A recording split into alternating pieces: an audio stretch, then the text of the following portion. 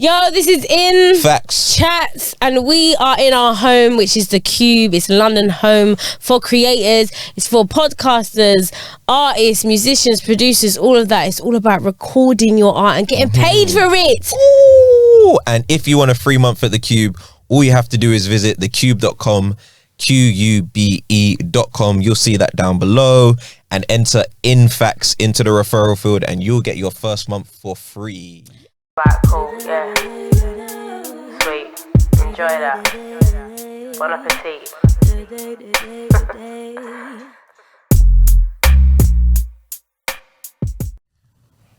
Right. How you feeling, mate? I'm lying down. Kicking back.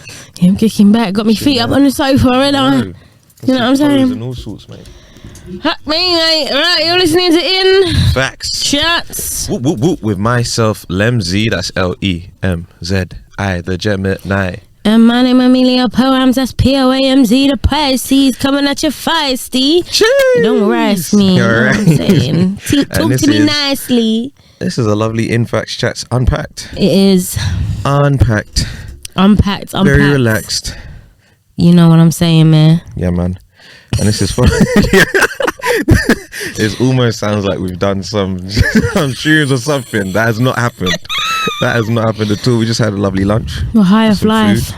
It's good weather outside. I had a lovely lunch. I had kale, walnuts, Caesar salads, You showed me what it's cucumber. like in the app world of certain dating apps. Oh, listen. Ask me how I am, really. I'll tell you. Po, how are you? Really? I'm fucking tired of this dating life. Put my shades on. No, I'm All the tired shade that of might it. get thrown right now, man. I'm tired of it. Do you know what?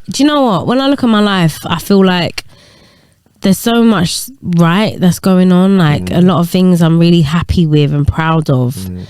When it comes to my dating life now, ever since I started therapy, there's certain patterns that I've not allowed to happen. So I've found myself cutting people off or cutting things shorter more quickly, which I'm proud of, because that would have just turned into a situation that it didn't need to be. You handed me the red flags. I said, thank you very much. Fuck off. Do you know what I mean? There you go. Move on quickly. But I mean, how many times has a girl got to do that? I just don't understand what's going on. Like, we are in a day and age now of, okay, we're on dating apps. Yeah. I'm sorry, just the way I'm lie down. Yeah, this is literally, this is your session right now. We're not even looking at each other, but that's fine. Carry on. But honestly, the way we date is different nowadays, and there's no thing about it. Just the way we are in general as a society is different nowadays. A lot of things are online. Even how we even view ourselves in a way, we have a kind of a virtual self and all that, and it's just changed the way that we date because everyone's so accessible. The grass always looks so greener.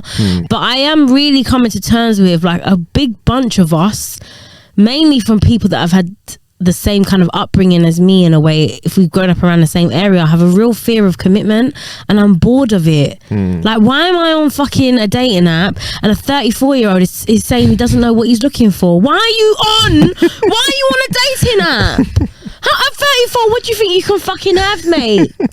Fucking what? It's just jarring me. It's jarring me. That's the real. That's and the then really I specifically real. say on my profile, do not swipe fucking right for me if you don't know what you're looking for, or you're looking for something casual. I've done casual for a few years now. I had fun. I'm over it. It doesn't serve me anymore. Okay. I'm not getting the best out of it. Like, I feel like there's a lot of me that I can give, and there's a lot of me that can be loved.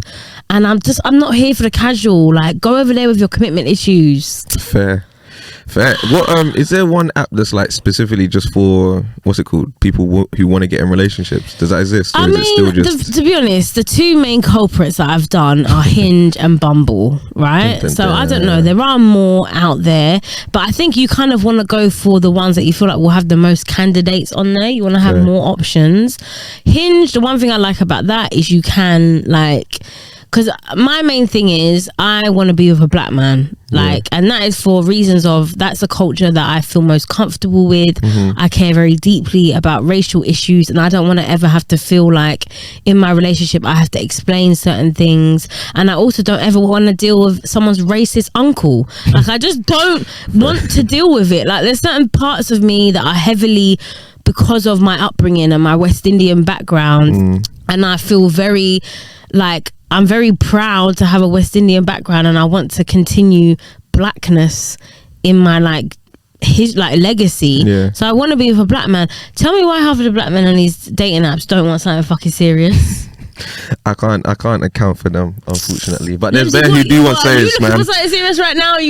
I'm not on the apps. I mean, I'm keeping myself to myself. I'm literally no, but this is what I mean. Like, what's going on? And obviously, I know, disclaimer, I know it's not all black men. I know that 100%. But why is it giving that majority of the black men? Like, literally, I sat down with Lemzi outside and I showed him some of the guys that had like swiped right for me, and we're clicking on certain profiles where they're like white, whether very much like you can tell they are looking for something serious. Go on a black guy's one, just a bit of fun. One of the first brothers you showed me, it was looking for a relationship. So I was like, all right, cool. He did not let me down. So they're there, but it's just your number was high. I was like, raw, there's bare people swiping here. Like, look at you. Gave an ego boost. But and the thing is also, I do want to say, like, as a disclaimer, I know it's not all black men. I do actually feel like I said, it's very much from like if you've grown up in a certain way in a certain area. And that's probably because you didn't see what a committed relationship looked like. And therefore, maybe you don't know whether you can have that because you didn't see it. But can we break that curse now? Like, it's okay. Like, you can be loved. Yeah, definitely. You can love someone else. Definitely. You can be trusted. You can trust someone. Like, go and fix the toxic shit in you, man. Like, stop just make it, oh, well, this is just the way I am. I've got to have multiple girls. Like, I can literally write a book on red flags. I could write a book. And maybe I will have to. And I will name every... This will be your BMB book. I know. There you go, the manual. Give it to the people. I will literally write my book on red flags, because maybe that was my mission in this life. This lifetime was to collect red flags. It'd be, do you know what? Something like that would be interesting to see if there's a lot of crossover between guy red flags, and we're talking like heterosexual, I guess, but guy red flags, girl red flags, and see if they actually cross over and they're the same things or not. Well, the thing is, I actually know for starters that just because of what our friendship is like, I'm probably a red flag to some people. To insecure men that don't believe that you can have a platonic relationship with someone of the opposite gender. Oh yeah, we've been saying this. I've definitely been cock blocking you somehow, innit? Yeah, literally. I feel like I've literally had a guy tell me that he personally wouldn't feel comfortable if he was dating a girl that was very, very close to another guy. I mean... There's that topic. I'm gonna cut you off. Girls be friends. How would you actually? No, okay. I'm gonna ask you how you are in a minute. But how would you actually feel if, let's say, I got into a relationship and then you just didn't really hear from me? And I don't know why I'm not hearing from you. Yeah, like it just. Well, number one, I'd be concerned. I'd be like, yo, what's going on? I message you. I'm like, oh no, sorry, Lems, I can't meet you here. Like, just I've been kind of backed away from infacts, like. Then I'd feel sad for you, because I feel like you've now compromised on who you are as a person. Because don't get me wrong, there's stuff that there's boundaries that when you're in a relationship, a romantic relationship, there has to be some in it. But if it came at the restriction of you and I having this friendship that we've had for 5+ years now, or even being able to sit here and just have a recorded conversation as infacts, which if we wanted to think of it in a certain way, it's like that's a business, like to not be able to do very organic parts of yourself that actually don't get in the way of any kind of romantic relationship that'd be sad. But I feel sorry for you, if I'm honest. Yeah. So don't do that. I would have compromised a big part of me. Never. Don't do that, man. Never. Because I even think to myself, like, if I dated a guy and he was very, very close to women, like, and maybe one particular woman that he works with, whatever, at the end of the day, you're going to do what you're going to do. And I'm going to trust you until you've proven me not to. Like, do you know what I mean? Like, yes, there's some people that lie and whatever. But yeah, I think it's healthy for you to have a friendship with a woman. It goes to show that, like, you don't just see women in one light. That, like, they have to be someone that you're going to have sex with or have whatever with. Like, you can actually just be mates with them. No, facts. And she just... obviously it's easier if I get along with her. Do you know what I mean? And yeah, whenever this topic comes up, I always think, really, like, you don't have a single woman outside of your family who you just chat to. Do you know and what I mean? That's the value of what you bring each other. You just chat to each other. You either have a laugh, or you might share some music, or you just chat to each other, and it's like, that's it. And it full stop, it ends there, and that's fine. Like, you don't need to search for anything more. It's mad. Yeah, man. I think I cherish our friendship. I've got a few close women in my life who's like, it's been great to like grow with them and see them grow and who they are, and them for me as well, because I've learned not just learn like, okay, you're a teacher and you're going to tell me things, but just from seeing different interactions or them letting me know a perspective that I probably didn't even think about. Like the other day, for instance, this kind of stuff comes up quite a lot, and you've already done this with me before in life, but I was having a conversation with someone recently, and I said to them, I fell asleep on the tube, and they were like, all right, that's number one, wouldn't do that. And this was late at night, this is like 1:30, 2 in the morning nearly. Fell asleep on the tube, so like number one, wouldn't do that. Number two, I missed my stop, so I got off at the stop after, and it was just me around. They're like, okay, I'm already a bit worried. And I was like, I asked the lady who works there, yo, is there anything going back the other direction? They said, not for a while, but there is something. I was like, all right, I'm going to leave the station and I'm just going to see if there's a bus coming. All right, okay, free, I wouldn't do that. I was like, all right, then from that station, I walked home, which is like a good 20 odd minute walk. And as I said, this is like 2 a.m. Like, yo, I wouldn't do any of these things. And for me, this is all second nature. But and some people are like, yeah, obviously. And yes, obviously, I've had these conversations before, but just the fact that still grown women who I know don't feel like they can do some of the stuff that I can do, or can demonstrate some of the actions that I can do, when in my head, these are very normal and you should be able to do things, is really important, because I'm not trying to get anything more from these people in particular. It's more like, aha, that's like the fact that you're willing to share those experiences or that perception with me is enough. And that I don't need to take or not take. I don't need to go any further than that with you. Yeah. No, but this is exactly. This is why you need these different, almost like perspective checks, privilege checks, all of that. So no, yeah. And it works both ways though. There's stuff that obviously I will show them, and like we've had bare conversations where you're like, aha, sir. That's probably why guys doing X, Y, Z. Like. But I think it's just it's life. Do you know what I mean? It's life. It's life. It is. It is. How are you? Speaking of life. Really? Also, sorry, I'd just like to do a disclaimer, because as you were talking, I was like, I did that thing of like maybe thinking about what I was gonna say. That's okay, don't worry. But also I wanted to give a disclaimer, like, please don't think I'm losing sleep over like I'm not like, I need a relationship. I just want to put a disclaimer, because you know I hate when people are like, firstly, the responses that I fucking hate is, because I get it, I know I'm not in that space, is, oh, you should be happy on your own. I have been happy on my own, and that's why I'm also not settling. I just don't want to be with just anyone. Secondly, is people in relationships that want to give you dating advice. Just shut up. No, honestly. Why aren't they the best people for that? No. Especially, okay, and I want to say this now, especially if you've been in one for times are different.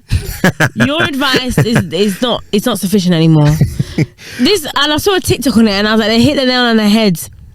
Oh my God, you should just get out there. Get out where? Put yourself out outside, there. Put yourself out where? Oh, you know, you should date someone that's not yours. Like all this, like, you know, at the end of the day, dating is a very like individual thing. Like if you manage to find someone that you generally vibe with, it's bigger than just putting yourself out there. All this, yes, there's certain things that you can do to aid it, but you really can't like force it. You can't. No, you can't. Do you know what I mean? You can't force being in a relationship. You can force dating. Like you can say to yourself, all right, I'm gonna make sure I go on 5 dates this week and say yes to all of these different people on Bumble, Hinge, or whatever. But the relationship bit is different. That's like, I actually need to feel this and see something that goes forward with this. Do you know? And also, it's like I don't want to trap someone in a relationship, like, oh, make sure you do this with them and do this, so they have to ask you out. I want it to be like we get to know each other naturally. It's just naturally like, oh my goodness, okay. And I think it's about the mindset that you meet people in. Like, this is why it's important that if I meet someone, we're already on the right page of like, okay, what are you actually looking for? Not a case that we have to force it, because like I was saying to you, just because I might put on my profile like I'm looking for a relationship doesn't mean the first guy that matches with me we've got to be in a relationship. No, this is what dating's about. Do we work? We both know what we're looking for, but are you the person that's gonna work with me on that? Do you know what I mean? Are you the person that I'm gonna do that with? Okay, maybe not, whatever. But then you got all these the three blind mice fucking going on dates, fucking like, I don't really know what I want. You know, I'm just here for a good. Why don't you say you're here for a fucking shag? Why don't you say I've really got a girlfriend, but I just want to, you know, have a bit more? Whoa, Why no? But literally. Whoa. There's so many guys that do that. So many guys, like, you're seriously dating this person, but you're not too sure, so you want to go and date. Just be honest about your intentions so we can decipher them out. This whole I don't know yet. You do know. You do. But if you're honest, you're scared you'll scare people away. So maybe I should go and sort that out. Or like you enjoy leading people on. I'm sorry, I feel like, because the thing is, listen, 34 and you don't know what you want. Go away. That's just one particular profile. Just go away. But yeah, that was my disclaimer. Go on, yeah. Like honestly, like I'm absolutely fine with being on my own, but I have the capacity to love someone else right now, and I've loved myself enough now for someone else to love me. Do you know what I mean? Drop the mic. Go on. Yeah. Drop that. So if anyone's listening right now, I need you to come forward. Okay? I've jumped on your story. Like we were doing everything No, come forward. As I said to you, man, it takes one, innit? Back in the day when we had matchmakers, like, oh, you should meet my friend. I think he'd be really good for you. Where is that? Bring back Cilla Black. All of that.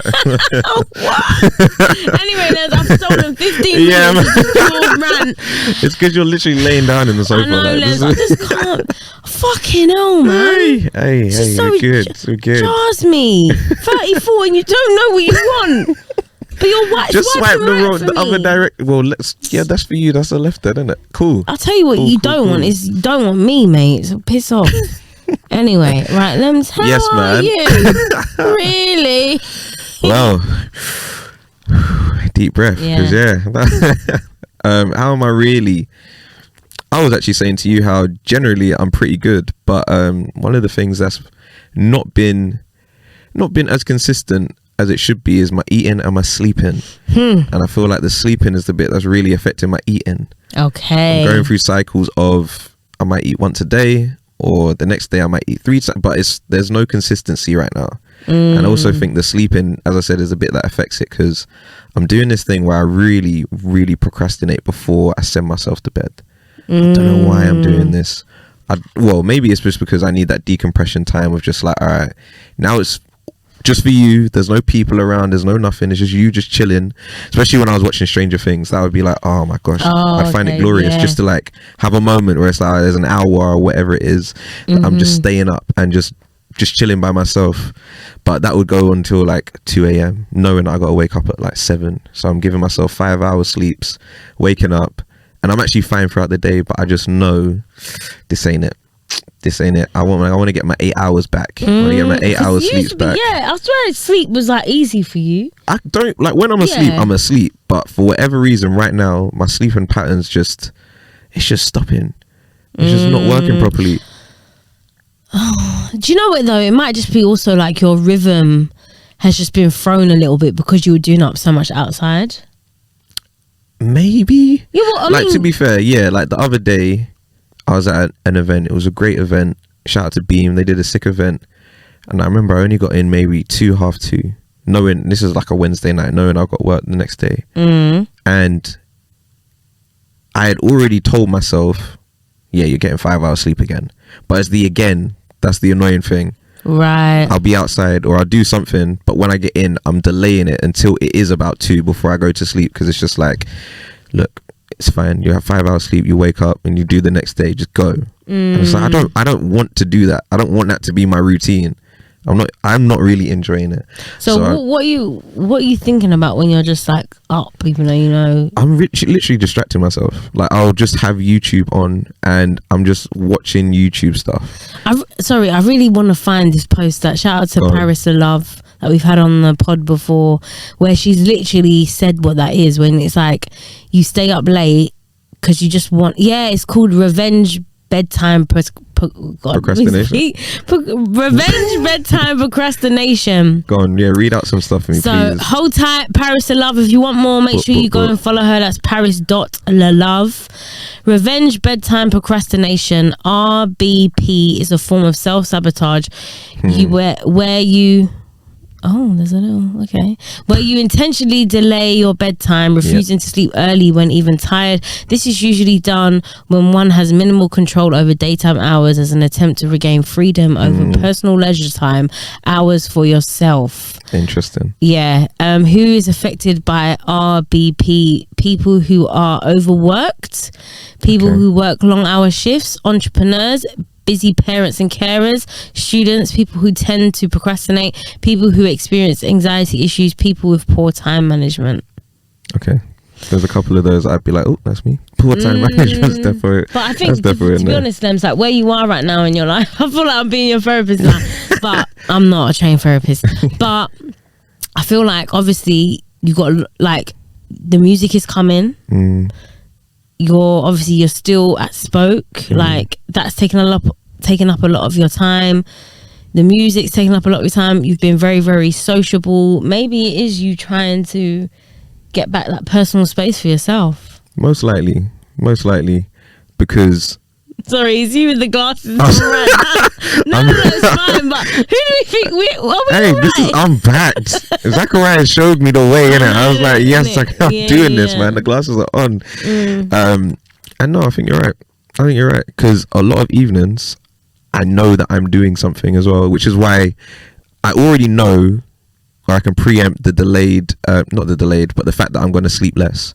And maybe that's why when I'm going through the day, I'm just like, yeah, whatever. But I'm consciously aware. It's that self-sabotage thing where it's like, I know this is happening and I know I don't need to do this. I actually need because even my sister, she's always like, say it's 8 p.m. or whatever, or 9 p.m. even, she's like, why are you here? And I'm like, I live here. And she's like, no, you know why I'm asking you this, because you're never here at these hours. Like, you're not here when I'm trying to watch Love Island, for instance. Yeah. And it's because usually I'm doing something. But yeah, that constant do thing, I already know how that can affect me. And I think that's why I'm very conscious of my sleeping is slightly different, my eating slightly different. These very basic human, I don't know, ventures, if you want, or behaviors, is what I should say, are being affected because this do thing. So yeah, there will be a point very, very soon where I'm like, do you know what, I actually just need to just shush, be quiet again, and not no, you can't see me today, I'm sorry, or no, I'm not going to do this evening, or whatever it is. So yeah, that's coming soon. What's about later? Yeah man, let's go. No, but yeah, I feel you. But yeah, that's how I'm feeling, really. Really. So you're not eating, you're not sleeping, and I'm doing both, just not to high quality, not to great high quality. Hard time. Finding me Prince Charming. Could be so like you're about to sleep with that. Damn. Yeah, I feel like I need to broaden my horizon. Oh, say no more. Yeah. Say no more. Anyway, yeah, man. We have a really epic conversation to unpack. Very epic. One that is full of gems. For real. Hold tight, Lizzie, man, for just sharing that. Yeah, first time coming out and just giving us her whole experience of that period of life. So yeah, I'm really, really grateful. Very grateful. For that. Yeah, we're really grateful. Sorry, it's amazing. Yeah, man. And I think, because even her saying at the end, you know, like the first time she's kind of said that out loud, her journey, I think that is such a moment.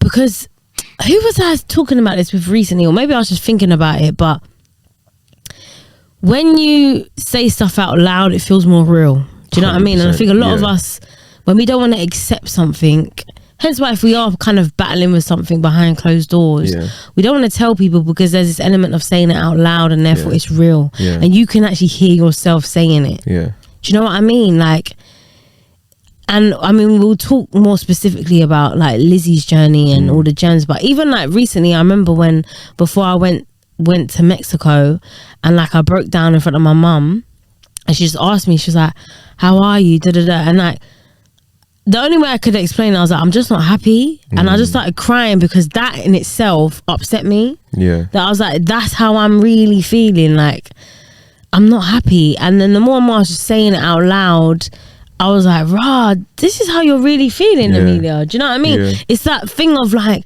saying it. And then even from then, like you saying it out loud, there's this level of acceptance. Like, oh, it's almost like getting that stuff off your chest. 100%. Do you know what I mean? 100%. And I think, because I had a similar-ish experience recently as well, where, again, the whole clogging my brain up with just, it was good what you said earlier in the last episode about like, you do need that time where you don't go on your phone and all this kind of stuff. And as I said, one of the reasons I don't sleep at the moment properly is because I'll just bang on YouTube or whatever, just so there is a voice that's not me hearing what I'm trying to really think or feel about.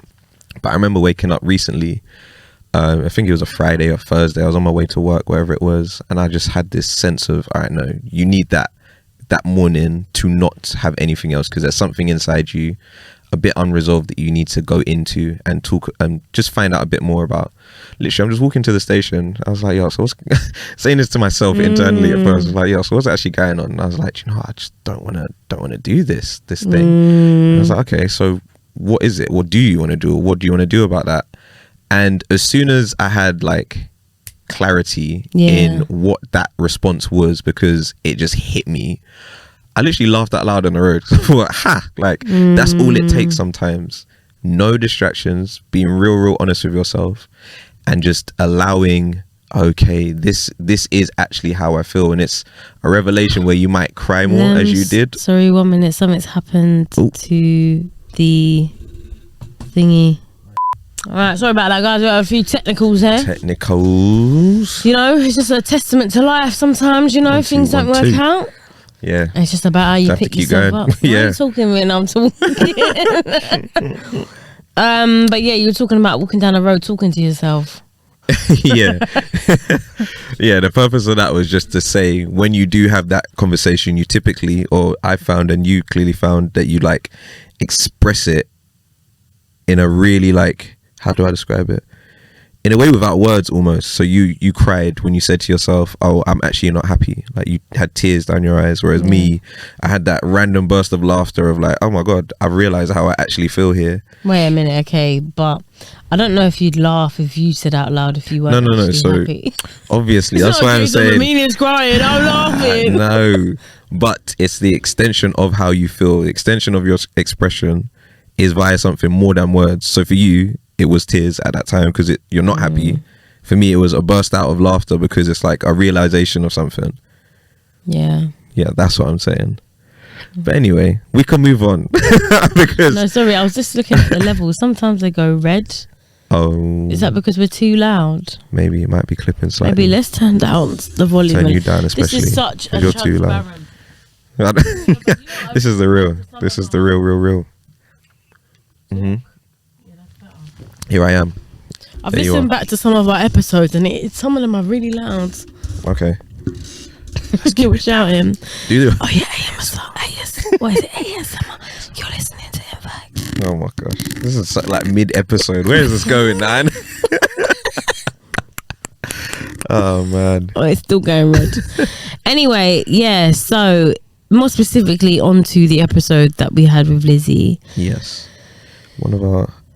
I really enjoyed that conversation. I did. And I just loved how Lizzie kind of she is a storyteller. Yeah, she is. She told that. Yeah, a proper storyteller. And I really rate how everything kind of made sense. Like, there's certain bits that you might pick out, and if you heard those in isolation, you think, what are you talking about? Or that doesn't necessarily make sense, or I can't see that in my own life. But she made it so apparent that this is my journey and what I have gone through and what has helped me, or what I've had to deal with, or what I've broken out of. And I thought the way she did explain everything was just amazing. And really just kind of highlighted that, like I was saying to you outside, that she's experienced something where she was reminded that she hasn't got all the time in the world to do things, and then started to live her life in a way that best served her. That was almost remembering that, like, I haven't got forever. I'm gonna do things now, like while I can. And when we lose people around us and we're reminded of death and we're reminded of our mortality in that sense, that's when a lot of us kind of start to think like that again. Like, life is too short. It's too short for this. You should be doing this. Live your life like this. Just be grateful for this. But then we often fall out of that again. And then we kind of go back to a way of living where we do kind of assume we've got all the time in the world, and we do kind of put way too much importance into things that don't actually matter. No, 100%. Like, gratitude really and truly is a daily exercise. Even if it's the tiniest thing of you just like, wow, that was a great day, you know, or whatever it might be. But it is a daily recognition of we don't have to be here. And we're not always going to be here. So the moments we are here, to try and like, I really try not to complain about something like the weather, for instance. Like, even when it's baking, I'm like, flipping, that was so hot, but it's cool, because sometimes it's not going to be like, I'd quickly go into a reminder of myself that what it is right now is, that's exactly what it just needs to be, which is fine. It might be too hot, it might be too cold, it might be too wet, it might be too rainy, it might be too whatever, but it's not always going to be like that anyway. So for what it is right now, adapt and just go with what that is. I was going to ask you, like, do you have some sort of form of how you express gratitude on a recurring basis, whether it's daily, weekly, moment? Like, is there a way that you do it? So I haven't done it I haven't done it in the last week, but I did make it a thing of when I'd wake up in the morning, I used to say out loud, because I'd be conscious of, I'm going to go for my phone now, I'd be like, no, let me put my phone down. And I'd say, first and foremost, let me say thank you for opening my eyes today. Obviously it's got a rhyme. I've always had little rhymes, you know, even when I was younger, and I was really like heavily like Christian, I used to say to my mum, I used to do a handshake with her before I went to bed every night and be like, may the spirit of the Lord be with you, bless you and keep you. These have always been my things. But yeah, definitely getting up and just firstly remembering and not taking for granted that I've actually woken up, and that in itself should set the tone for the day. Like, not everyone woke up, and if just me, just really, just not taking that for granted, like doing stuff like that, then definitely the going for walks. Like, oh my goodness, just going for walks and like just not listening to music that's distracting. Because when you might listen to like your favorite song, you're very much in the song, where there's like all the frequency music that you can listen to, where you don't necessarily feel distracted, you feel more present. And then even like the other day when I was going around, just like I went for a walk and I was listening to it, and I was just looking around at everyone in the park, and I was just like, everyone's got their own little lives. Like, we're all here at the same time right now. Like, oh my god, like we've got everything we need on this earth. Like, I don't know, there was this sense of gratitude, which that I just felt that like, oh, I'm actually here. I'm here right now. But I do try to practice gratitude a lot of the time, and I wouldn't have necessarily like a thing to be like, oh, I'm gonna write down what I'm grateful for, whatever. A lot of the time, if I find myself getting worried about something or stressed about something, I have to take a step back and be like, well, you know what? It's especially something I used to say a lot. So I was like, Amelia, you got a roof over your head, you got running water, and at one point of your life you didn't know if you were always gonna have that. Do you know what I mean? Like, even like having hot water, those 3 years I went no hot water in my house. So when we got that hot water back, it wasn't just running that tap and having actual hot water coming out of it, mate. And this is it, a lot of the time we don't appreciate the value of things until they're gone, including our lives, including the time that we have. I even think about times when I was worrying about something, and then, or times I am worrying about something which I shouldn't be, but I think about those times where I didn't have anything to worry about, and I wish I was more grateful. Do you know what I mean? What about you? Do you have? I think for me, the biggest one is prayer. Like, that's a ritual that I've embedded in myself, and it's very much for me, because funny, I didn't really grow up in a Christian household. Like, Christianity was there, Islam was there, different religions were always in the periphery or sometimes entered the house, etc. But yeah, for me, I kind of just that became my way of expressing my gratitude. Where it's like, all right, every night at the bare minimum, sometimes I do it before I go on a long trip, or I'll just get on the tube or whatever, and it's always just me having that internal, like, thank you God for the fact that it's been a day. It doesn't even have to be a good day, but thank you for seeing me through to the end of this, for my parents or siblings, all of this other stuff that might come into it. But that's typically the point where I zone into that moment of gratitude. But this is why I know drinking is not good for me, bro, because that's the only times I don't do it. When I'm completely waved or inebriated and I can't even think to I don't even feel right honoring the fact that I've ended the day that way, either because consciously it doesn't feel right, or I'm just too out of it to even say anything like at that moment. Other times it's kind of similar to you. It's just nature, man. Like when I was driving home last night, in fact, I was coming from other side of London back to East, and the moon bro, there's certain things that I just see that all of a sudden I'm just in awe. And when I saw the moon, I was just like, oh my gosh, like that is so moment. like I'm like, this is amazing. I hope everyone else in their cars can see what I'm seeing. Like, it happened when I saw the sky the other day with the sun, and it was so orange, but I was just like, oh my God, thank you. Like, I was generally just amazed at what I'm seeing. I took pictures, videos for like some of my family to see by the time I got home. Like, I don't know if you lot have seen this, but it's so amazing. Like that kind of stuff as well. When I'm genuinely in awe, I feel that's not me. Like, the prayer thing is more constructive. I'm actually saying words and putting sentences together, whereas when I'm genuinely just in awe and amazement of what's around me, I do feel that's an expression of gratitude as well, because it's like, wow, this is so beyond my life and what I'm thinking about for myself, that I'm giving myself an opportunity to just look at what's around and just be amazed and kind of thankful that I can be in awe of stuff outside of myself. Like, absolutely, I think it's dope. Absolutely. Do you know what? So, two things. Recently I kind of like went down a rabbit hole on like TikTok and that, and I was just like watching, this is when I put a run on my Instagram or whatever about like aliens and conspiracy whatever, and I always end up then thinking about the universe and like, mate, whoa, just to know that you're part of this big thing that's bigger than our brains could ever comprehend. That puts so much into perspective in terms of your problems are insignificant, and almost you're insignificant, but you're not, because you're also a very important part of this thing. And we are all, oh my God, I got the mind. No, because I had a similar conversation with people the other day about just the insignificant, significant thing.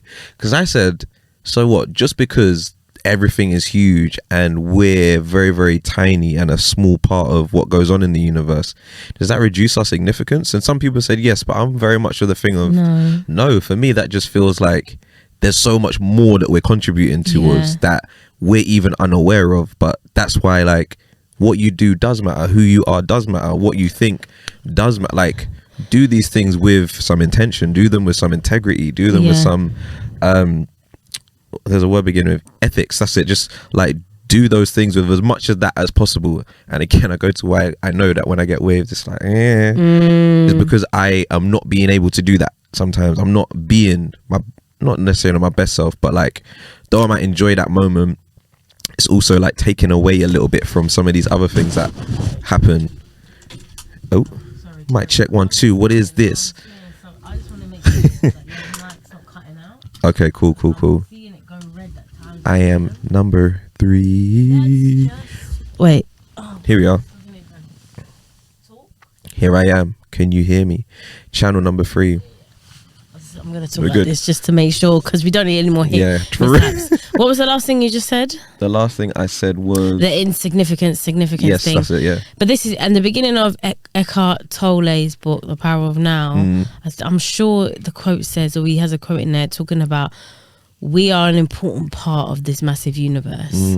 And I think, yes, there's the insignificance where almost it's like the ego, like we're not any more important than anyone else. Do you know what I mean? But nothing in this universe has no meaning. Like, nothing was by mistake. So everything works so well together.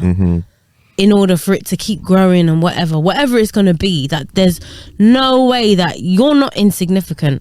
But then it's like, it's more like your problems, if you put them on a scale of what you're part of as opposed to what that is. Yeah. There's no comparison. Yeah. Don't stress. No comparison. Oh yeah, it's fine. It's all been fine. Another point that I was going to say as well is that recently I had a birthday of a very dear friend of mine. Hold tight, G. She listens to these. And I was writing my message in the card and I just started crying. Wow. Because I was thinking of all the memories and I just thought, I'm so thankful to have her in my life and her family. And I was just thinking about all the times that like she had been there for me.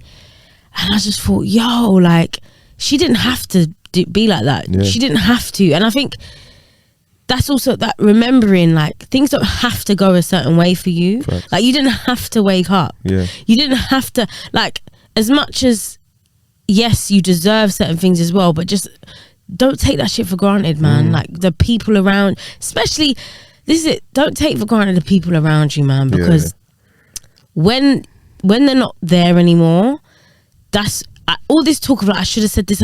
You have the time now. And a lot of the times you're stopping us pride, ego, our priorities in the wrong space or whatever.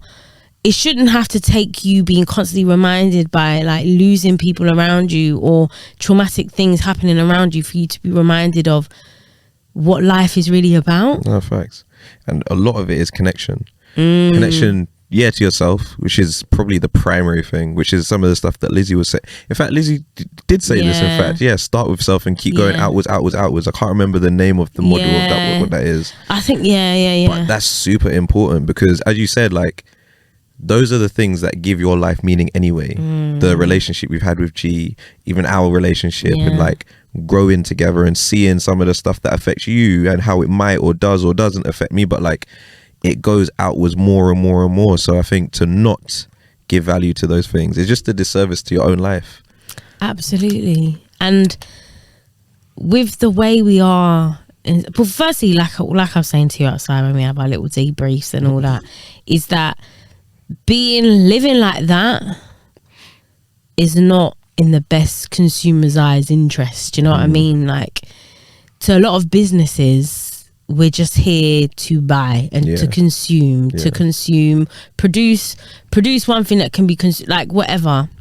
That it's more about making the money and the profit. It's not actually about our well-being. No. Like, if we actually really deeped it and we really saw that we don't need these materialistic things to make us happy, and this toxic way that we've normalized now, like, well, I'd rather be crying in a Ferrari. You're still crying. What are you crying for? Who gives a, because I guarantee you now, any one of us that was losing someone that we cared about the most, we would trade in all of this shit in a heartbeat.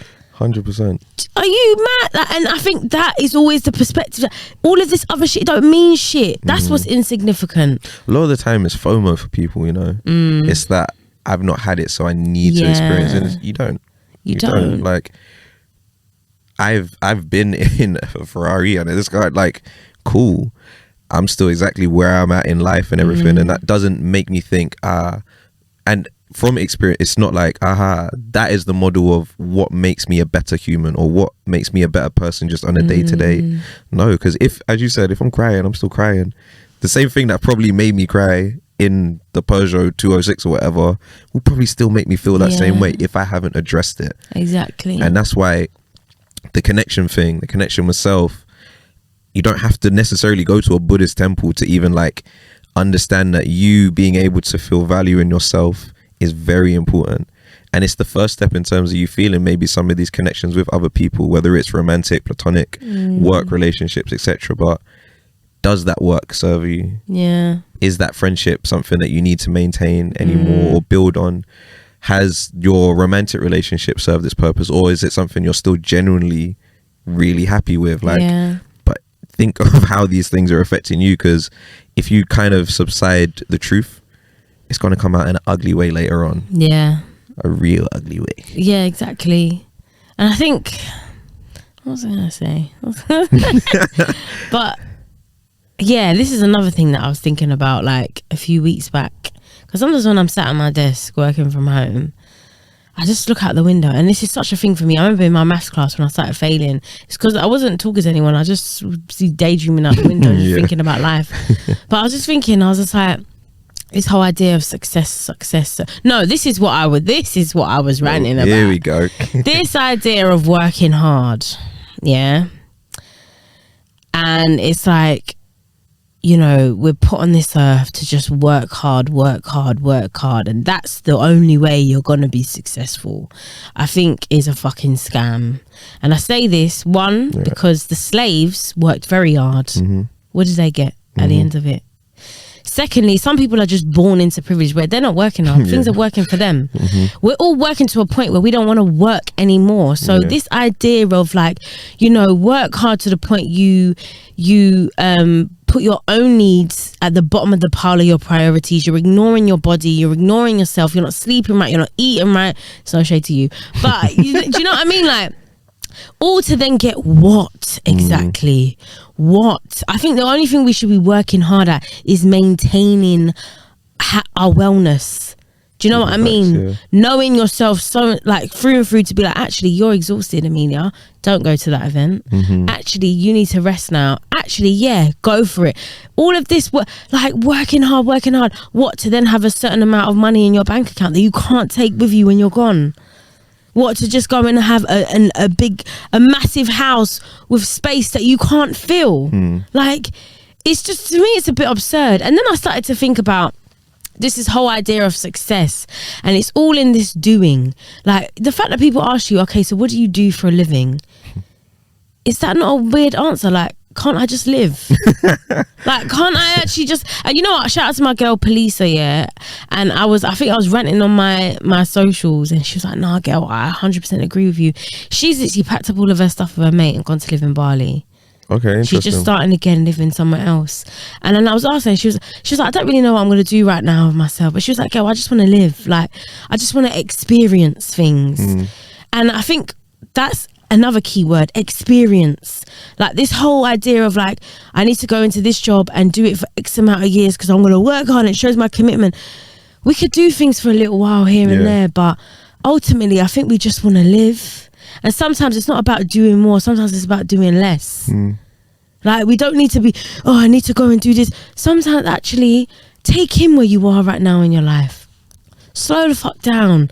Go for a walk. Like, all those things aren't like time fillers or when I have free time. Make time for that. Do you know what I mean? Yeah. What would you do in exchange for doing less? Because to like give that some context. So some people say that because we live in the system we do, the society we do, a lot of things are based on competition, and it is based on success equals productivity in the format of like, you've done something. Now, unlike your friend, for instance, who said, forget that, I'm gonna go to Bali and live in Bali for a bit and experience life that way.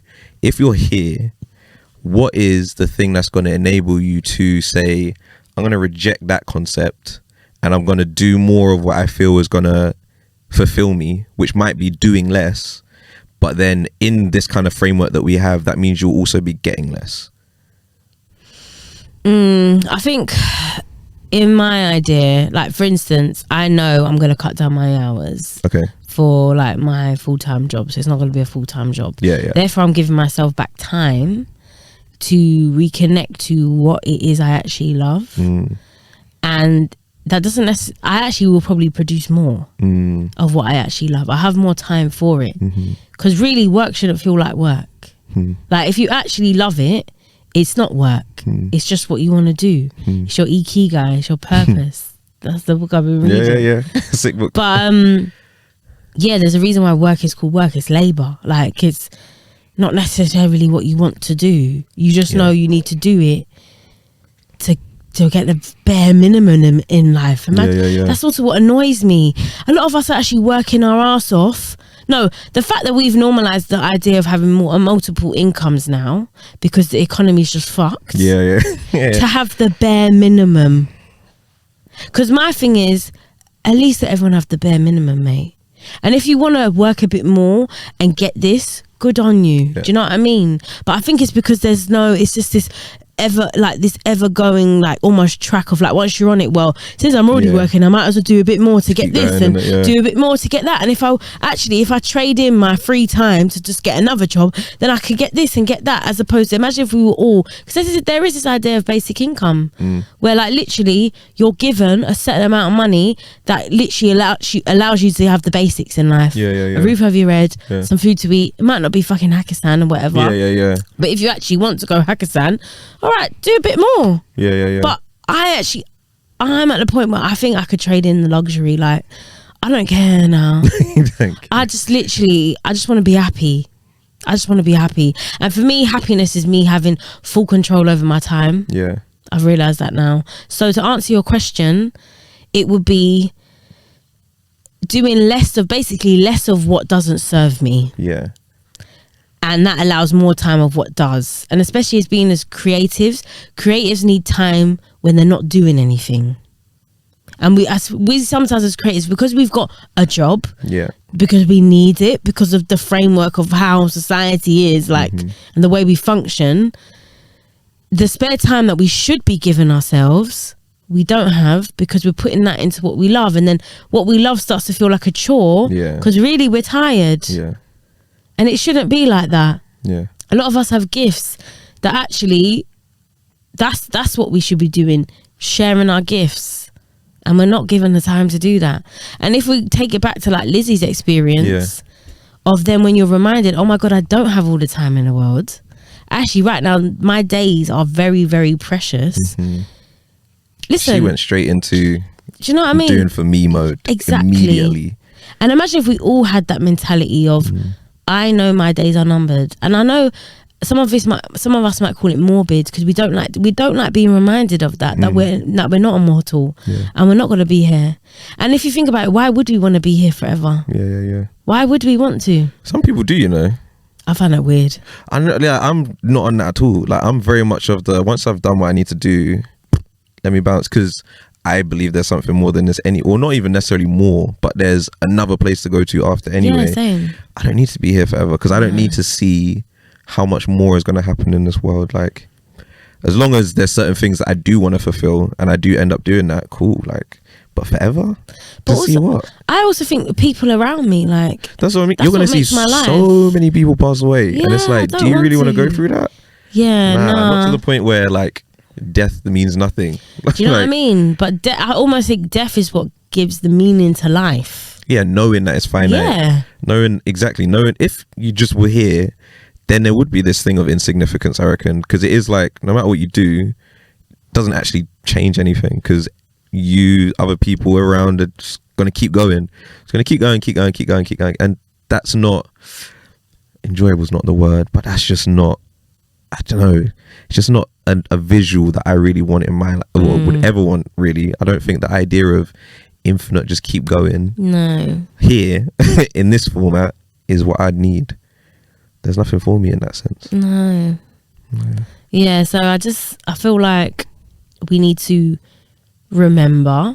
I think literally just waking up every day and realize that tomorrow literally was not promised.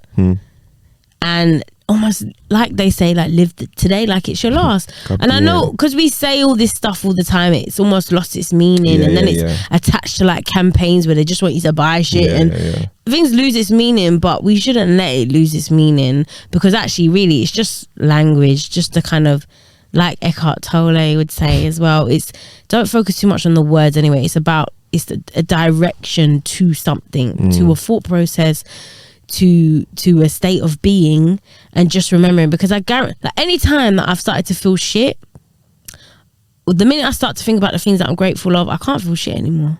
Because there actually is a long list of all of those things. 100. And a lot of the stuff that we're saying, it's not even like it's new information. Because even I remember Lizzie saying about know the people around you. And in my head, I was like, okay, you're judged by the company you keep. You're judged by the company you keep, kind of thing. Like, that's an old phrase that loads of people say throughout their lives, but it's very true. It is. It's very true. And I think,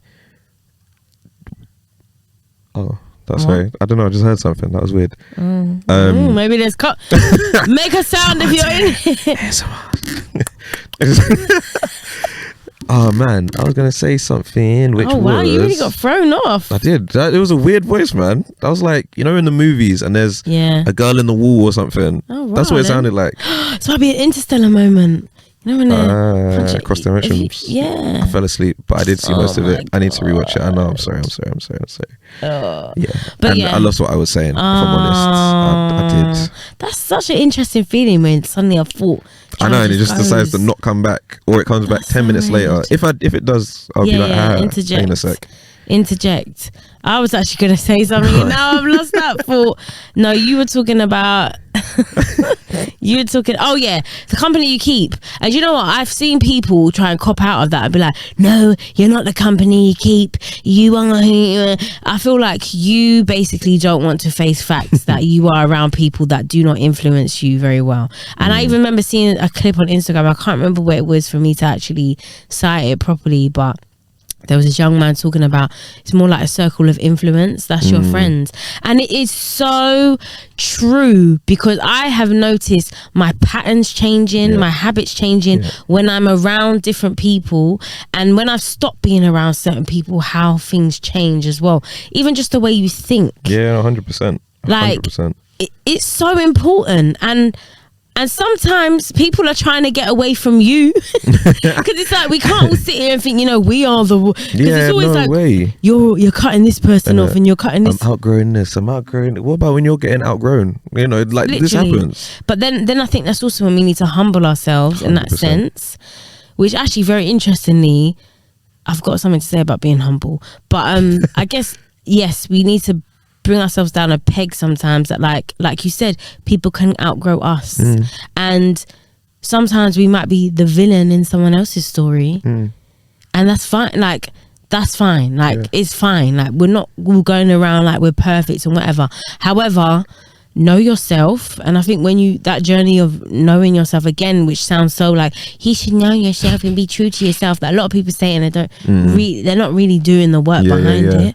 But I think once you do really know yourself and you start to unlearn those unhealthy patterns, and you break down the toxic traits that you have and understand why you do the things that you do and whatever, then you will start to want to align yourself with people that are good for you. Because the same way we consume food, we consume the internet, we also consume the people we're around. That's one of the biggest things. Do you know what I mean? One of the big, because like Lizzie did say it as well, it's when you start seeing who you really are and you start projecting that, so you have different conversations with people, you start realizing, wow, the program or the dynamic I had with X person or Y person actually doesn't help me. It doesn't benefit me. It might be because you have those friends, for instance, where it's like all you do is drink or whatever it might be, and whilst in those moments it's enjoyable, you might have realized, oh, I'm actually at a stage where all I'm trying to do is make sure that I'm clean inside, or whatever your objective might be. But realizing that is super important. So when we say try and know yourself or know yourself, it's know yourself in this moment, because you are going to change and adapt. But it's that thing of when you realize you weren't happy, and when I realized I didn't want to continue doing X, Y, Z, it's like that's when you know yourself.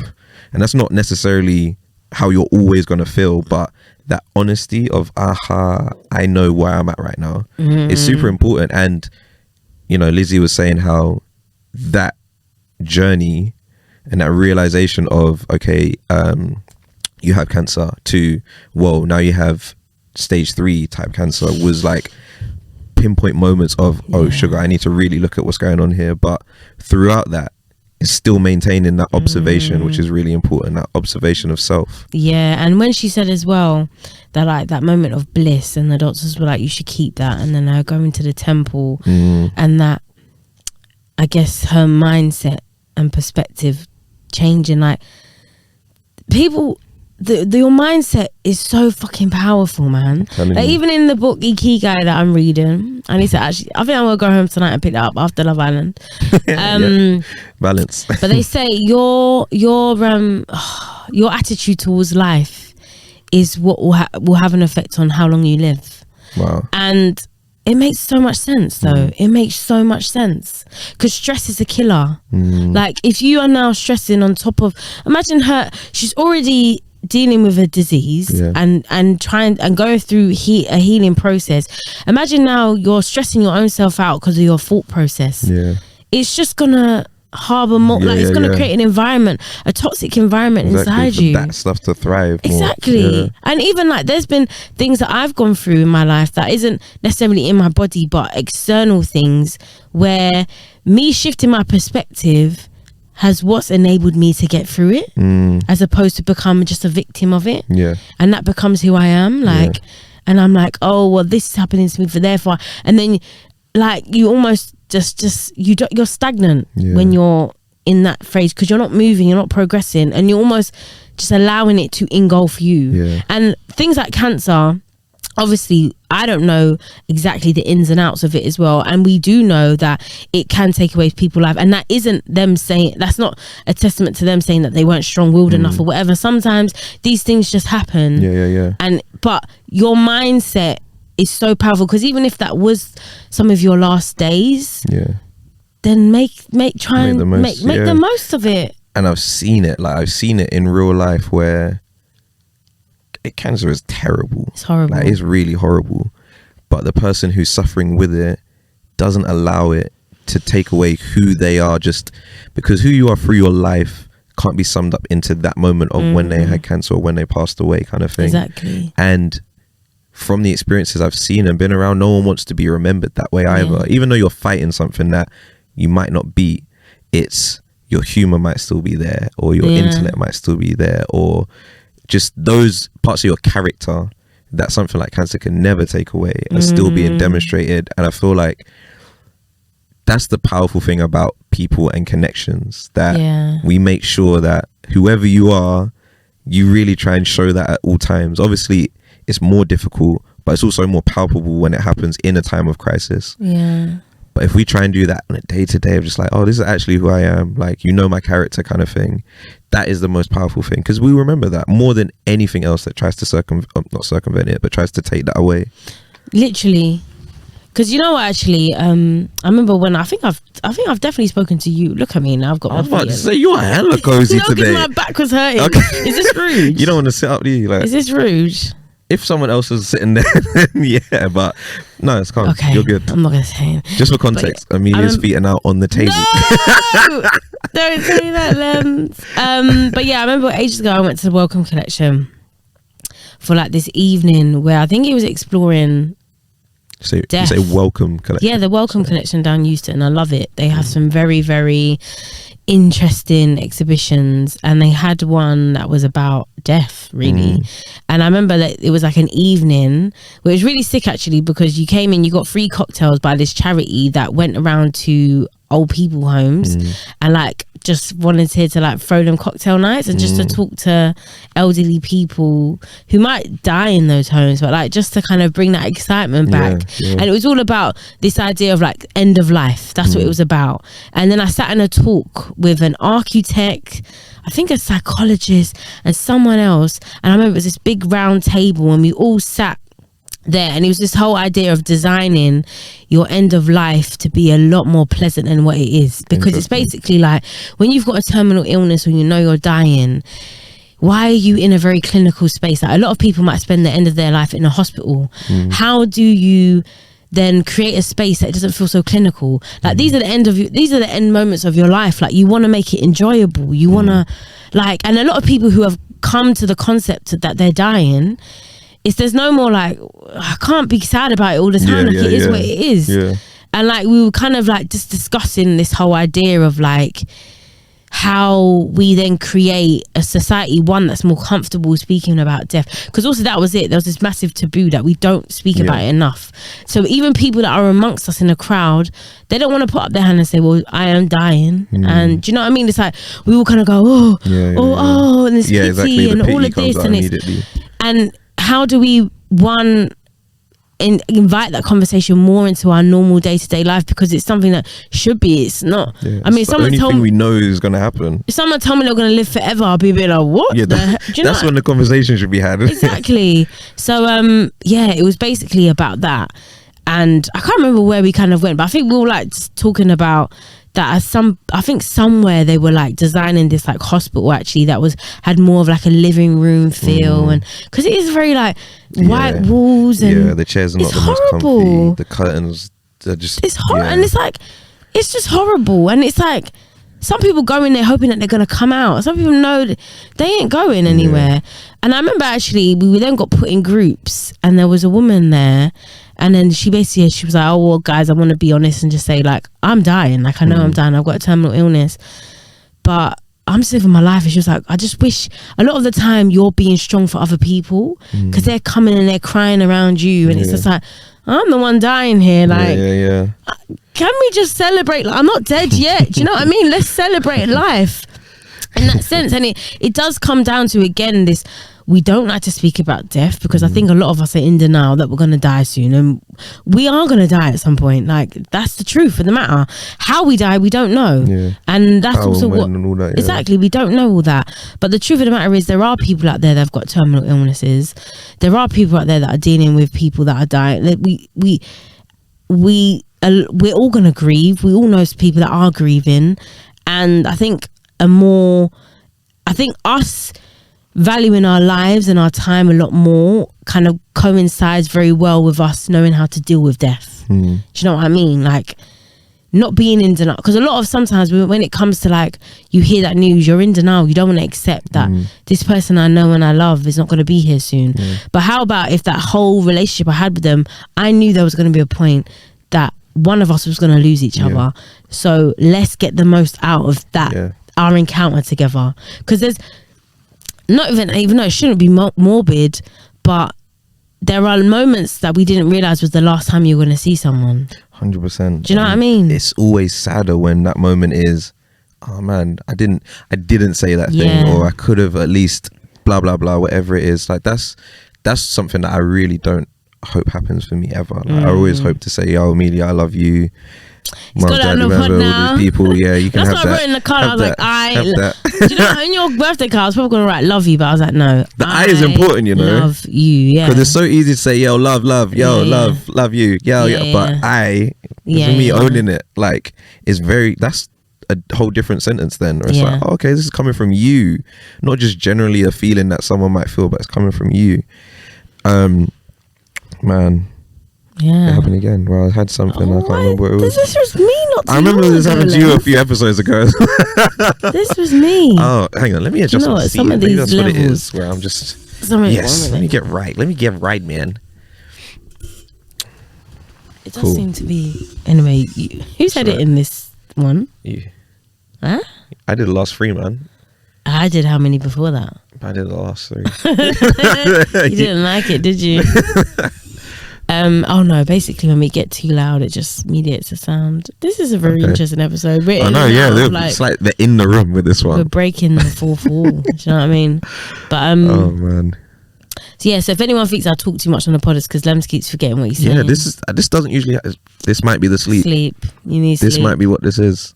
They also say that as part of Ikigai, you need to sleep. Sleep is also a massive part of living a long, healthy life. 100%. And imagine, this is one of the things that we're focusing on with Spoke at the moment as well, sleep and the importance of sleep. No, but maybe that might be a part of it though, because sometimes I do feel like when you become also super conscious of something, do you know what I mean? Yeah, no, I actually know exactly what you're saying. Where it's like, either you're taking all this information or you become more aware of it, you almost try to repel it in certain parts of your life. And maybe that's also something. Might be. Like, yeah, because I know I need to. And I think the reason I know I need to is because of how prevalent it is in my face on a day-to-day basis. The word sleep, like, it's just there. But I just feel like, I will. I'll get to that. Don't worry. That's not a good attitude, though. Yeah, but literally, what is it? It's almost, you know, when you're like, oh, I've only got like 5 hours of sleep. Oh, I need to go. Basically, when you try and force yourself to sleep, you can't sleep because your brain's thinking of sleeping. And then, so it might actually be that. It might be that. But since you can't remember what you're going to say, go on. I'm going to say something. Go on, you say. It's very interesting what she said about voice record your life journey. Yeah, but then she said she only did it for 15 minutes. But I think maybe that's how long it was. It can't be the entire of it. Can't be 27 years. Obviously, it's not going to take that long. but we sat down for an hour and whatever. Yeah. And But that was about maybe- a chapter. But of her maybe she life. didn't go into much detail. Yeah, I wouldn't want to hear her one necessarily, but to know, what level of detail you should go into. Because funny enough, in my first counselling session, we were talking and I was just like, yeah, do you know what? I think I have a really bad... I just let him know, like, look, first of all, my memory is not good. Like, I'm very aware of what's going on with me at the moment and I kind of project forward a lot, which might go for a lot of my overthinking, but I don't really remember loads from the past. It's like, yeah, I have other people who say that. And it's like, yeah, the first time I was talking to someone about first time they rode a bike, and immediately I was like, oh yeah, memory. I had two memories, in fact. First time I rode a bike, first time the stabilizers came off. I was like, okay. So it's defo in there. Yeah. It is more just a case of triggering it or re-triggering them, and I think outwardly projecting them again. So doing something like a voice recording or journaling. When I was doing journaling, that helped me so much. Because why are you not doing it anymore? I think at the time I was doing it every night, it was really for me to really process what was going on. And I think I got to a point where I was like, okay, I feel like the practice of me journaling is now becoming more, because I've said to myself every night I'm going to journal, as opposed to I really feel like I'm getting the value of doing this thing anymore. Okay, yeah. So I started to slip away from it, and then I'd change it. So it's like, okay, when I really feel I want to make a note of this or this day or what's going on next, I'm going to journal. And then that became lesser and lesser and lesser. So it just got to the point where I kind of stopped doing it. But it's something that I would highly recommend. It's something that I will revisit at some point, because I've got loads of old diaries and stuff like that from when I was way younger. But again, they only last, I don't know, X amount of time before I stop doing them and I find something else. But I feel like that's what I'm like. I'm quite seasonal, where I'll have a season of I'm outside and this is what I'm doing right now. Then it's then a season of strong discipline and I'm just focused again, and then another season of, okay, let me try and marry the two or whatever it might be. And they last different time periods. But that's one thing with what Lizzie was saying as well, that acceptance of obviously try and develop and try and be better at whatever it is. But I've kind of been accepting that I'm similar to her, where I'm kind of like, I do a lot of different stuff. I'm all over the place some of the time, but I want to own that more, as opposed to feeling like, oh man, there's only one thing that I should do, and that's it, because I don't think that that's where I'm going to thrive. I just don't. Yeah. And I think it's fine. I think go with, like what Hey Weezy was saying as well, don't block your blessings if something comes your way. But I think also, we can be more we are more than one thing. Do you know what I mean? We are, even if you look at our relationships, you're a brother, you're a son, you're a friend, you are in that capacity of your relationships to people, you are more than one thing. So I think, especially creatively, I think absolutely try out different ways of creative output. Do you know what I mean?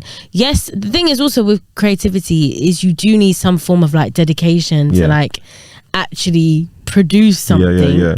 Like you can't be like, oh, I'm in the studio today, gonna do that, and almost you never finish anything. Do you know what I mean? But I absolutely think, like, even when I've done a bit of poetry for a while, released one fucking song, never again. Do you know what I mean? But like, I'm happy I tried all those different things, because at the time I wanted to.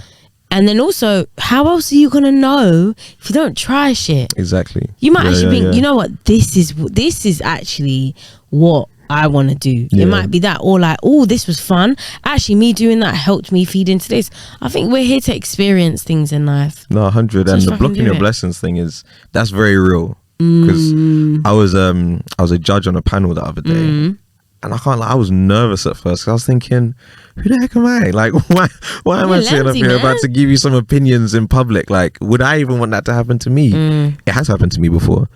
But in doing it, I was very quickly realizing, oh, as I'm speaking, you are getting something from what I'm saying. I.e., it was people doing music. And I was, along with, it was actually K9, who was also on the panel, as well as a few other people. We were the two artists. So we gave a very specific perspective, which was music orientated. Mine was more so like the whole composition of what's going on. K9's might be like quite, what's the lyrics saying and everything. But in doing that, it's me just expressing what I actually just like in music anyway. So it's not, oh, am I qualified to be able to be a judge or anything, but realizing, oh, my perspective, because of all the experiences I've had before, and because I actually care about what you're doing on stage, that's enough. And it seemed to go well. So it's like, who knows, maybe I'll be a Simon Cowell. No, but I think that doesn't feel like a kind of detour from what you're doing. It's you're coming from a place of what you're talking about. But I wouldn't have said that for myself. It's only because someone approached me with that kind of opportunity, and I was like, okay, yeah, I don't mind, like, let me try it, kind of thing. But without doing it, I wouldn't know, like, oh, I can actually do this. There you go. And on that note, actually, I wanted to bring up, because I saw an artist really randomly on my Twitter talking about humble and the word humble and not being humble. Okay, let me actually bring it up. Bitch, be humble. But also on that note as well, imagine if I decided when BBC offered me a role that I was going to be like, no, because that's not, I'm a poet. I'm not a radio presenter. What nonsense. What nonsense. Right, let me actually find the actual meaning of, because I took a screenshot of it. I'm gonna find it. Is this of the word humility? It's based on the word humble. I took a picture. Show us the picture. And I don't know where it. Oh my god, how many pictures? Wow. I've got loads of pictures. Give me selfies, man. Put them away. Let me actually just Google the meaning of it. Humble. But I've realised I actually never looked at the actual meaning of it. I was about to say, while you're doing it, I was thinking, how would I define the word humble? Yeah, you tell me, and then I'll tell you what the actual, the dictionary definition one is. Okay, cool. So humble or humility is being able to see that there are things of equal or greater value outside of yourself. Yeah, I'd say that's humility. Okay. So there's the adjective humble. Having or showing a modest or low estimate of one's importance. Oh. Yeah. Then it goes on. Of an action or thought offered with or affected by a modest estimate of one's importance. Okay. There's that. Of low social, administrative or political rank. Wow. The word low keeps coming. Yeah. That's the third time now. Then there's a verb of, like, when you're humbling someone, cause someone to feel less important or proud. Decisively defeat. Oh, this is a sporting opponent previously thought to be superior. Okay. So it's almost level of like belittling in a way. Almost. Is there synonyms that are like disparaging or belittling? Yeah. So defeat, beat, hollow, humiliate, abase, demean, unpretentious, modest. I think that's what we might be kind of talking about. Low ranking, lowly, meek, respectful. But how interesting. It's making me think that this word humble that we almost put on a pedestal in a weird way, actually, I don't know. Looking at those, like, I'm not, like, they are not resonating with how I would, like, even with my just definition there. I think the first one you said, what I said is more of a positive flip on what sounds like a negative connotation. Because my one is like acknowledging there's other things outside of yourself or even greater than yourself. Whereas that one's saying, yo bitch, you're the low literally you're the lowest common denominator, right? Low estimate of one's importance. See, and that goes to that insignificant thing again. And just because there's all these big things, I don't think you're insignificant. I think you should express some form of humility in my definition, which is just the awareness there's more than you, but to not let that impact how you feel of yourself. And now you're low, or at best moderate. This moderate, tolerate, all of those kind of words. I don't really like them, innit? Because it just makes me feel like, so what's going on in it? Like, do you like it or not? Exactly. And I feel like I think we need to find a new word, because so many of us actually do block our blessings by being humble.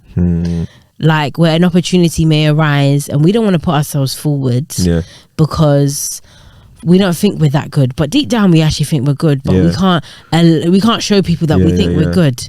Now I think there's a difference between like being almost almost egotistical, where it is about being better than everyone else. But there's a way that you can believe in your source and go for things and not think that you're like, oh, this is to get a one up on other people. But I think, again, that element of you don't have all the time in the world. And I think a lot of us get to that point where we're like, fuck it, I'm just going to go for it because I am actually good at it. Oh God, I'm joking. And we spend so much of our time, I think, being too humble. We're wasting our time, you know. Yeah, because I think because there's a lot of the time there's that feeling of you're either one or the other, which is be humble, or you're just some egotistical maniac where it's like, no, there's just being confident, which is a good thing to try and do, and just believe in yourself as well, like And again, I think it's like, okay, in what arena, in what format? Like who was his name? The guy who did UFC, Conor McGregor. We were loved when he was chatting shit, but that was because he was winning. Like if you just speak on and you feel like you are the best and you don't show and prove, especially in a competitive environment, then no one wants to hear that. However, we like to champion people that believe in themselves and then demonstrate this is the result of all of the hard work, all the discipline, all the talking that I'm doing. This is what I'm actually going to show you. Like, yeah, and you know what it is, and I think it goes back to what you was talking about connection, because I think someone can stand there and be like, you know what, yes, I am great and I'm amazing, but it's them remembering that I didn't do this on my own. Facts. Because as much as people like to say, I was born on my own, I died on my own. Like, realistically, we can't do this thing called life on our own. Isolation actually is something that can kill people. Like we saw in the pandemic. Do you know what I mean? Like, we can't do this on our own, and it's actually your ego tricking you. And actually, for that balance there, you could be like, you know what, I am great, but then recognizing all the other things that got you to that point. And that necessarily isn't you being humble, that's you being grateful for the people around you, the things that have been possible, the things you might have had to overcome, all of that, and you are where you are. And also, there's no comparison anyway. Right. So you thinking you're the best thing since sliced bread, and it's got nothing to do with anyone else, because there's no other you. Of course I'm going to be the best me. I mean, one time I put a video on my Instagram where I was tired of people using this phrase of like, oh, you're really feeling yourself, or she's really feeling herself, or he's really feeling herself. Who else are we supposed to feel? I don't understand. I don't understand. Of course. What do I need to wait for someone else to tell me that I'm good for me to believe that I'm good? Yeah. No, because this happened to me the other day, literally. So I was in the studio and I can't even remember what exactly I said, but it was something along the lines of, yeah, I'm really good at this. And I'm like, ooh, should you say that? And I was like, well, why not? Kind of thing. Like, I'm measuring it just based off of what I know is good in myself and what I usually do, and I'm good at this now. Like, I can do this very well.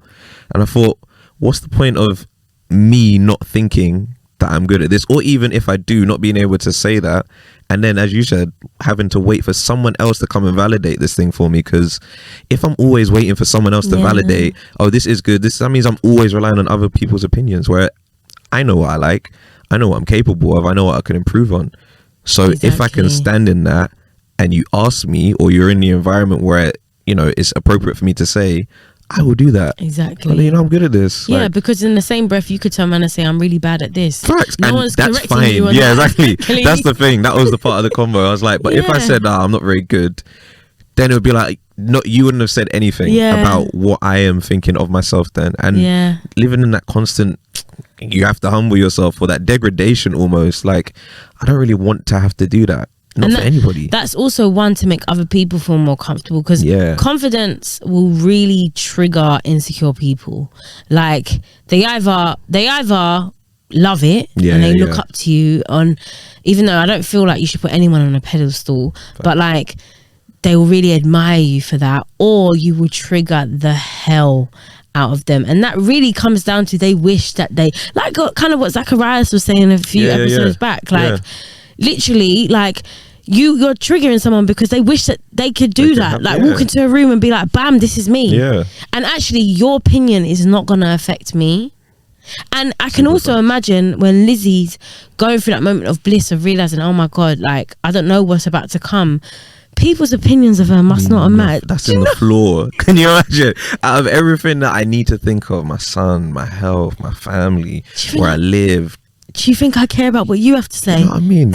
Of what I'm wearing today. When I'll change tomorrow or later on today anyway. Like, no. And imagine if you had that attitude every single day. That's powerful, man. That's powerful. Something that we also need to adopt. I know for myself, adopt more into my own daily life. But because I know it and I see it, especially with people like a Lizzie or Zacharias or really most of our guests that we've had so far, company you keep. It just makes me feel like, why not? You know, why not do it more often? Not just when we're having these conversations, but the next day after. Like, really let all of this sink in and just keep going with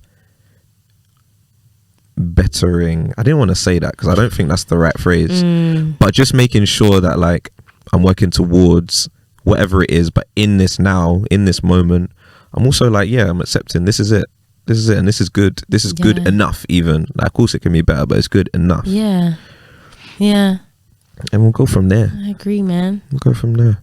I agree. I feel like we definitely, we're on 58 minutes, but then we had that whole bit so before, I feel like which is about, with the in and outs, probably about time. Probably time to wrap up. It's definitely time to wrap up. All right then, mate. Well, we got to do in facts or in opinions. In opinions. Do you know what my opinion is? And big up you, because you plugged me on this. Everyone go and get a pair of Crocs. There was a point in my life when old school Crocs were there, I was like, how can anybody wear those shoes? And then when they came back in, I was just I didn't hate on them, but I just didn't care. But since you got me these, I told you're wearing them all the time, innit? I wear them a lot. There was one day where I wore it the whole day, and then I was like, oh, actually, just because of my knees, I was like, okay, I probably need trainers to like get places, but once I'm somewhere, Crocs, like all of that, I implore you, go and get some Crocs. And listen, let me just this say, is not an ad as well, I swear to God. Lemzi's fucking face when I bought him the Crocs, he kind of pushed up, he's like, what's this? I said, listen, trust me, you're going to put them on. I said, one, we're at the age now, it's comfort over anything. Oh, I've been that way, I can't lie. Comfort over fashion. I said, once you wear them, you're going to wear them all the time. They're just so comfy, they're so convenient. Yes. I told you. Big up you, because yes. Yes. Wear the Croc Diddy Crocs. Okay, cool. In fact or in opinion. You know, just a random, not fact anyway, and I wish I paid more attention, but I remember I came into the front room, my mum was watching a documentary on Chipmunk. Okay. My mum, my 50. Aha, yes. I saw him post something about that. 50. My 62. Is she 62? Wow. Yeah, my 62-year-old mum was watching a documentary on Chipmunk. She was so invested. Was it on his first album or first? It was about best albums or something, and it was But I was like, there was a few gems, but I can't remember off the top of my head, so I'm not going to put that as a fact. What would the fact have been anyway? I don't know. Facts about Chipmunk. Oh damn! A fact about Chipmunk. What have I watched recently? Recommendation.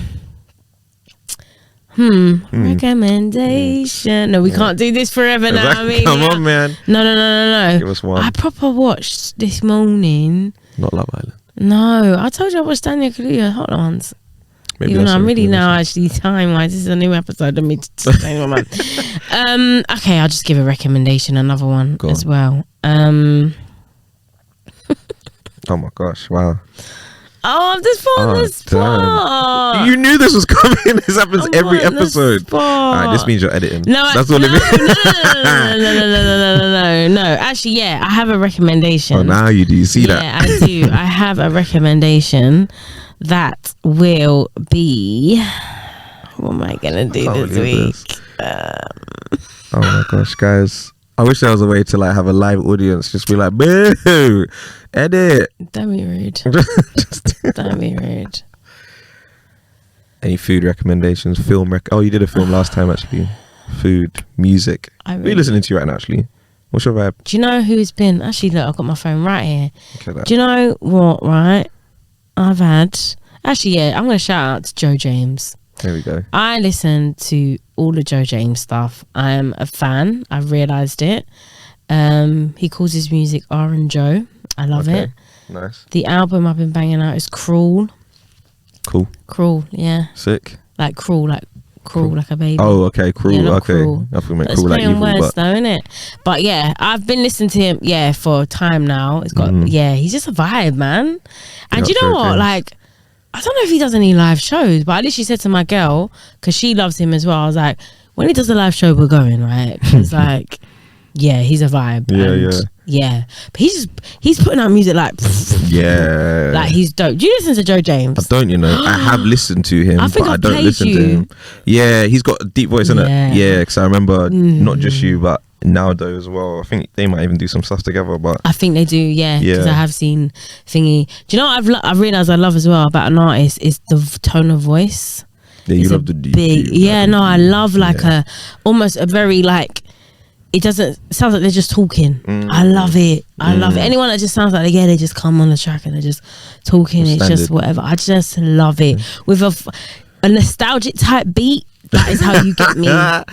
Oh, So you like samples, yeah, like that kind I of love stuff, like little samples. samples. Okay, yeah. with a nostalgic beat, with a proper like bass. And that's a lot of Joe James Raw. stuff. Like Okay. I love it. Yeah, so go and check out Joe James. Lovely, sick. Yeah. You got a recommendation in the end, then? Oh, Wow. yeah, I did. I'll just have to edit out all the but it's fine because actually, you would definitely be editing our last one. Because also, guys, this is the almost like the Yeah, penultimate. one. Penultimate Unpacked. Yeah. There'll be one more Yeah. not live, but guest, and one more Unpacked to follow. So if you have been listening up to this point, thank you. We appreciate guys you. so We are much. grateful That's it. for you. Because this is a pilot, really. We're seeing how things go. For real. And then we're going to take a little break after the 10th So episode. if you enjoy, like, share, subscribe. and follow. Actually, that's one that we And don't usually say, follow. but do that one as well, Follow please. us on our socials as well. Yeah, and on Spotify or your DSPs, all of that stuff. Yeah. But yeah, we want to know what you guys actually think about In-Fact chats. So let us know in any format that you can actually access, and we're going to go from there. But we're looking forward to doing the final episodes. That's going to be good. We won't say who the guest is yet, Why? because let's hold it down. Let's hold it down. That one's gonna be a vibe, man. It's gonna be That's gonna sick. be a vibe. We said, we're gonna drink for that one, innit? Even though let's see if I'm we will. still on my sober Turn flex. up. I No, know. I feel like, yeah, we will. Okay, all right. We will. Anyway, guys, All right take then, care. guys. Lots of Peace and love. love. Peace Come and on. love. Yay! Make sure you brush your teeth and cream your ankles. And wash those feet.